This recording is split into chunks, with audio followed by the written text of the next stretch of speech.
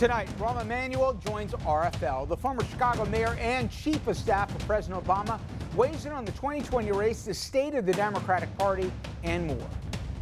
Then the administration continues to crack down on immigration, and now the Supreme Court is getting involved. But Justice Sonia Sotomayor, she is none too happy about how her high court is handling these cases, and she's not being quiet about it. We're going to show you what she had to say.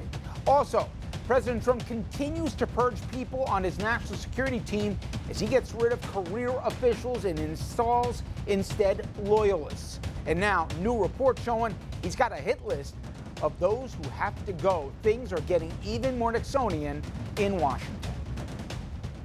Good evening, everybody, and welcome to RFL. I'm Richard French, and thank you for joining us this Monday evening. Now, before we get to Rahm Emanuel and his take on the 2020 race, as well as the Democratic field, we're going to head to Wall Street for a quick update on a really tough day for stocks.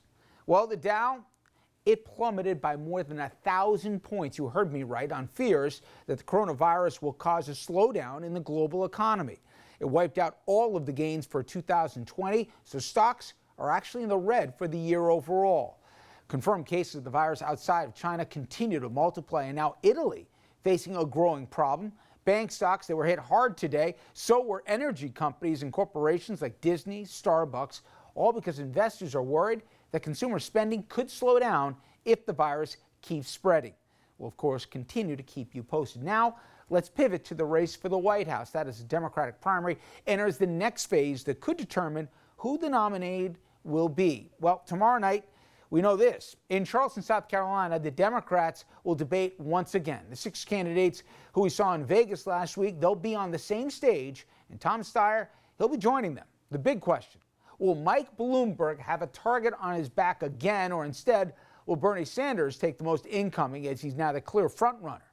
Then on Saturday, the South Carolina primary. Joe Biden continues to lead in the polls there, but Bernie, he's only now a few points back. Then, a week from tomorrow, it's the all-important Super Tuesday. 14 states will vote that day, and more than 1,000 delegates are at stake, so that day could majorly whittle down this field. Bernie, he heads into South Carolina coming off that dominant win in Saturday's Nevada caucuses, and he's facing questions now, though, about a lot of things, including how he'd pay for his free college tuition proposal and Medicare for all. Here he is on 60 Minutes last night.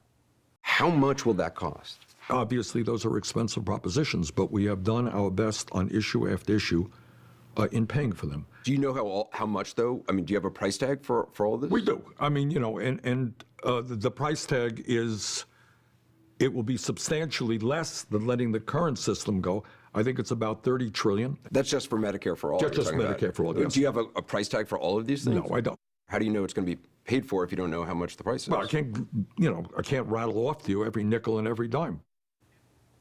Nickel, dime, tens of billions, trillions here, there. Okay. In the meantime, Joe Biden, he's fired up on the campaign trail, even after a distant second-place finish in Nevada.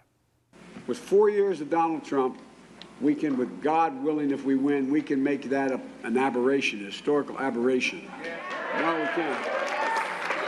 But 8 years will fundamentally change who we are. As I said again many times to you all, we not only have to beat Donald Trump, we have to keep the United States House of Representatives. We have to win the United States Senate. Well, let's bring in our first guest to discuss. I can't think of somebody better who knows both D.C. and also what's going on nationally in the political landscape. I'm talking about Rahm Emanuel. He's the former chief of staff for President Obama, former mayor of Chicago, and certainly a major player in the Clinton administration. He's also author of the new book, The Nation City, Why Mayors Are Now Running the World. You have a program that helps your population. I'm talking about the Affordable Care Act. And sure, you have assaults on it potentially from two ends. The president is chipping away at it every opportunity. And you have the leading Democratic presidential nominee who wants to do away with it altogether. How galling is it for you, put it from the perspective as a mayor or as somebody who was an architect of the thing to help it get through, that you actually are trying to snatch victory or defeat from the jaws of victory? I mean, it's I don't know.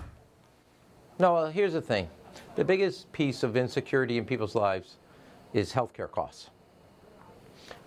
There's also a whole part of society about coverage. And President Trump has been trying to undermine, if not eliminate, the Affordable Care Act, ACA. The idea that we would now have a debate about Medicare for all, and let me back up a little. We actually fought Trump to a standstill, even though he's still trying to do it. Now the idea of Medicare for all, which I think is a fallacy, never will be passed, and also I don't think it's the right thing to do. Rather than build off of the Affordable Care Act, Medicare for all would actually replace it. And to me, that is exactly the wrong thing to do. And I wrote about this, and instead of giving an analogy, when Social Security was first invented, it actually prohibited African Americans from getting it. In 1952, Truman changes that. And then it evolves and changes and it grows, and it's a full in both insurance and retirement system. Reforms are things that evolve and you build on that progress. Now, President Obama, towards the end, talked about things that he would like to get done going forward. He didn't talk about eliminating it. He talked about how do you expand it? How do you strengthen it? And to me, that's the approach that should be. But it is crazy. You have two people. Both would actually take, after 100 years of fighting, President Trump would try to eliminate it without replacing it. And Bernie Sanders would actually say, we're going in a whole different direction, which is Medicare for all, which, in my view, will never happen. I know you mentioned that you believe that Sanders is still stoppable, or what it would require is Democrats coalescing around a moderate candidate. You think there's any way before Super Tuesday that could happen? Possible. I think that, and again, I want to say, look, the reason I have the view is I think the number one goal is beating Donald Trump.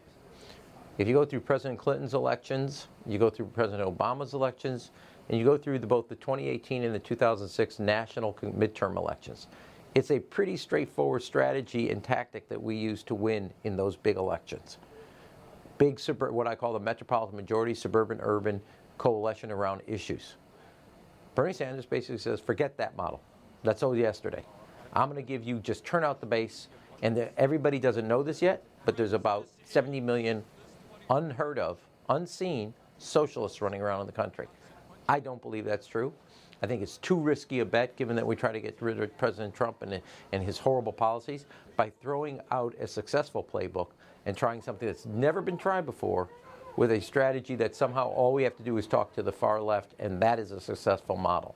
And there's a reason all the Democratic congressional candidates that won in 2018, taking suburban districts or Republican districts and making them blue districts, have not endorsed Bernie Sanders, because they know it's too risky a strategy. Rahm Emanuel, thank you for the time. Thank you. All right, everybody, when we come back, we're going to be talking much more about the 2020 race, including the latest polls, what to expect when it comes to tomorrow's debate, and a whole lot more.